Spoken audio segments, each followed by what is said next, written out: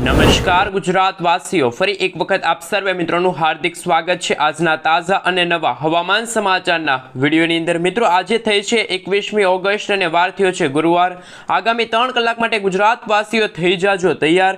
અત્યારે મિત્રો પશ્ચિમ ગુજરાતના ભાગોમાં જેમાં દેવભૂમિ દ્વારકા લાગુના વિસ્તારથી લઈને કચ્છ લાગુના વિસ્તારમાં અત્યારે આગામી 3 કલાક માટે ભારેથી ભારે વરસાદ પડવાને લઈને હવામાન વિભાગ તરફથી રેડ એલર્ટનું સિગ્નલ છે જાહેર કરી દેવામાં આવ્યું છે। છેલ્લા મિત્રો 2 દિવસ એટલે કે 19 અને 20 તારીખના રોજ ગુજરાતના સૌરાષ્ટ્રના દરિયાઈ કાંઠે પહોંચેલી આ વરસાદી સિસ્ટમ અત્યારે થોડીક આગળ વધીને દેવભૂમિ દ્વારકા અને કચ્છ લાગુના વિસ્તારોને આ વરસાદી સિસ્ટમ છે ધમરોળી શકે છે। અરબ સાગરના દરિયામાંથી આવી રહેલા તોફાની પવનોના કારણે અત્યારે આગામી 7 દિવસ સુધી માછીમારોને દરિયો ન ખેડવા માટે હવામાન વિભાગે સાવચેત રહેવા માટે અપીલ કરી છે। વળી અહીંયા મિત્રો તમે જોઈ શકો છો કે સેટેલાઇટ પિક્ચરના માધ્યમથી અમે તમને બતાવી રહ્યા છીએ કે આ વરસાદી સિસ્ટમનો છેડો છે એ દેવભૂમિ દ્વારકાના દરિયાઈ કાંઠાથી લઈને તમે જોઈ શકો છો એ રીતે કચ્છ લાગુના જે દરિયાઈ કાંઠાના ભાગો છે, લખપત લાગુના વિસ્તાર છે, નડિયાદ લાગુના વિસ્તાર છે અને માંડવી લાગુના વિસ્તાર છે, ત્યાં મિત્રો આ વરસાદી સિસ્ટમનો છેડો છે જોવા મળી રહ્યો છે। એમ મિત્રો આ છેડો છે એ ગુજરાતના ભાગોને અત્યારે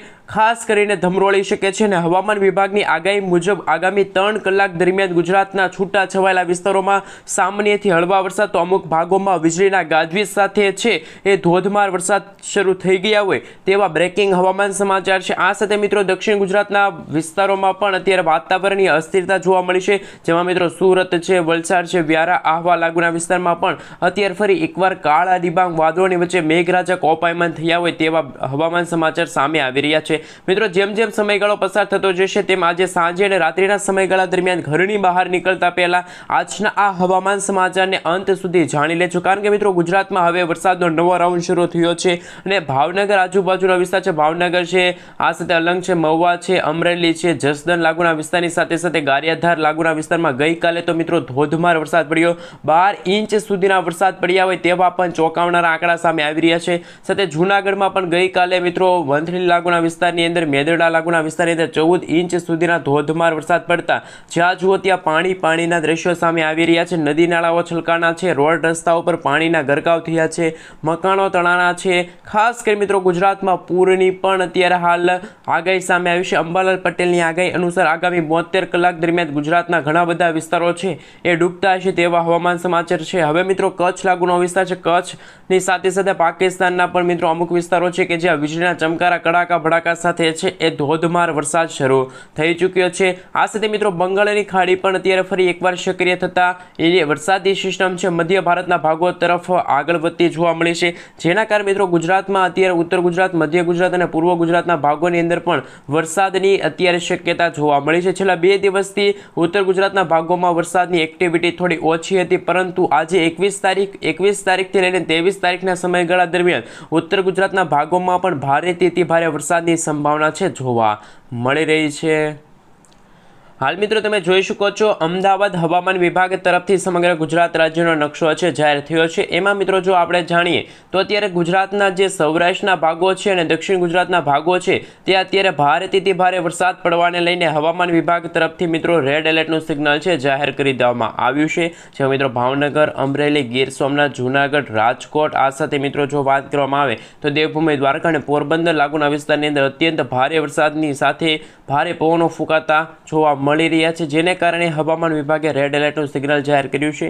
આ સાથે મિત્રો જો વાત કરવામાં આવે તો દક્ષિણ ગુજરાતના સુરત, તાપી, નવસારી, દમણ, દાદરાનગર હવેલી લાગુના વિસ્તારમાં પણ અતિશય ભારે વરસાદ પડવાને લઈને રેડ અને ઓરેન્જ એલર્ટનું સિગ્નલ છે હવામાન વિભાગે જાહેર કર્યું છે। આ સાથે કચ્છ છે, બનાસકાંઠા, સાબરકાંઠા, અરવલ્લી, મહીસાગર, દાહોદ, અમદાવાદ, ગાંધીનગર આ તમામ વિસ્તારો છે ત્યાં મિત્રો આજે સામાન્યથી હળવા વરસાદ જોવા મળશે। એના કારણે મિત્રો એ વિસ્તારોની અંદર છે એ યલો એલર્ટનું સિગ્નલ છે હવામાન વિભાગે જાહેર કર્યું છે। આ સાથે મિત્રો તમે જોઈ શકો છો આવતીકાલે એટલે કે 22 તારીખના રોજ બંગાળની ખાડીમાં એક સાયક્લોનિક સર્ક્યુલેશનવાળી વરસાદી સિસ્ટમ બનવા જઈ રહી છે અને મિત્રો ભુવનેશ્વર લાગુના વિસ્તારની અંદર તમે જોઈ શકો છો આ વરસાદી સિસ્ટમનો ઘેરાવો છે એ પણ હવે ઘેરાતો હોય તેવા બ્રેકિંગ હવામાન સમાચાર છે। જેમ જેમ મિત્રો સમયગાળો પસાર થતો જશે તેમ ગુજરાત માથે ફરી એકવાર વાવાઝોડાનો ખતરો ટોળાતો જોવા મળી રહ્યો છે।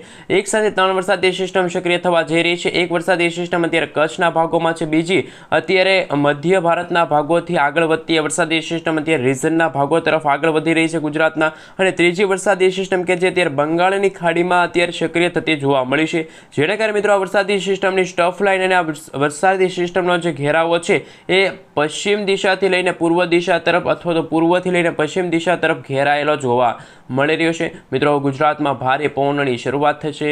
ગુજરાતમાં ખરેખર ઓગસ્ટ મહિનાના અંતિમ દિવસોની અંદર નવા જૂનીના નવા એધાણો પણ સામે આવી રહ્યા છે। ગુજરાતમાં ફરી એકવાર વાવાઝોડું છે ગુજરાતના ઘણા બધા ભાગોને સાફ કરી શકે છે, કારણ કે મધ્ય ભારતવાળી વરસાદી સિસ્ટમ છે કે જે સતત અત્યારે ઉત્તર ગુજરાતના ભાગોમાં, જેમાં રીઝનના ભાગો, જેમાં પાલનપુર લાગુના વિસ્તાર છે, ઉદયપુર લાગુના વિસ્તારની સાથે સાથે દાહોદ છે, મહેસાણા છે, અમદાવાદ લાગુના વિસ્તારો સુધી આ વરસાદી સિસ્ટમ આગળ વધશે તો ગુજરાતમાં ખરેખર આગામી 3 કલાક માટે અતિશય ભારે વરસાદની સંભાવના છે। આ સાથે મિત્રો 23 તારીખના રોજ તમે જોઈ શકો છો અમદાવાદ લાગુના વિસ્તારની સાથે સાથે હાલ નજર કરવામાં આવે તો મિત્રો મોરબી લાગુના વિસ્તાર છે, રાજકોટ છે, ચોટીલા છે, સુરેન્દ્રનગર લાગુના વિસ્તારની સાથે સાથે તમે જોઈ શકો છો વિરમગામ લાગુના વિસ્તારમાં પણ અતિશય ભારે વરસાદ પડવાને લઈને હવામાન વિભાગ તરફથી રેડ એલર્ટનું સિગ્નલ છે જાહેર કરી દેવામાં આવ્યું છે, અને બંગાળની ખાડી મિત્રો દિવસે ને દિવસે આગળ વધતી જોવા મળી છે। પૂર્વથી પશ્ચિમ દિશા તરફ આગળ વધતા જે આ મધ્ય ભારતવાળી વરસાદી સિસ્ટમ છે કે જે એક સાયક્લોનિક સર્ક્યુલેશનવાળી વરસાદી સિસ્ટમ છે એ ગુજરાતમાં ફરી એકવાર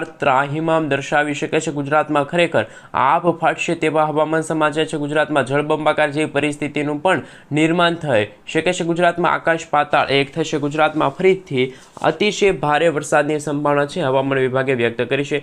મિત્રો 24 તારીખના રોજ આ વરસાદી સિસ્ટમ છે ગુજરાતના ઘણા બધા ભાગોને છે વરસાદ આપી શકે છે। પૂરની આગાહી સામે આવી છે। અંબાલાલ પટેલના જણાવ્યા અનુસાર મિત્રો જે આ વરસાદી સિસ્ટમ બની રહી છે એ ખૂબ જ ખૂંખાર છે। બંગાળની ખાડીમાંથી આવી રહેલી આ સાયક્લોનિક સર્ક્યુલેશનવાળી વરસાદી સિસ્ટમ છે, જેમ મિત્રો સમયગાળો પસાર થતો જશે તેમ તેમ આ વરસાદી સિસ્ટમ છે એ રાજસ્થાન અને ગુજરાતના ઉત્તર ગુજરાતના ભાગોમાં છે એ પરિભ્રમણ કરતી આ વરસાદી સિસ્ટમ જોવા મળી છે।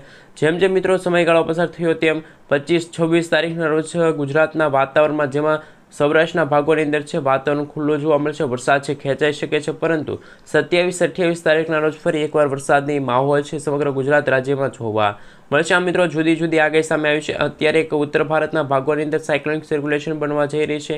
આ સાથે મિત્રો જેમ સમયગાળો પસાર થતો જશે ને મિત્રો આમ ઓગસ્ટ મહિનાના અંતિમ દિવસોની અંદર ફરી એકવાર દેવભૂમિ દ્વારકા લાગુના વિસ્તારની અંદર છે ભારેથી ભારે વરસાદ પડવાને લઈને રેડ એલર્ટનું સિગ્નલ છે એ પણ હવામાન વિભાગ તરફથી જાહેર કરી દેવામાં આવ્યું છે। અને મિત્રો જે રીતે અત્યારે ગુજરાતના હવામાનમાં મોટા અસ્થિરતા જોવા મળી રહ્યા છે, કારણ કે મિત્રો છેલ્લે 24 કલાકની અંદર જે ભાવનગર, પાલિતાના, ગારિયાધાર લાગુના વિસ્તારની સાથે મહુવાના પણ ઘણા બધા ગ્રામીણ પંથકોમાં છે ધોધમાર વરસાદ પડ્યો હતો।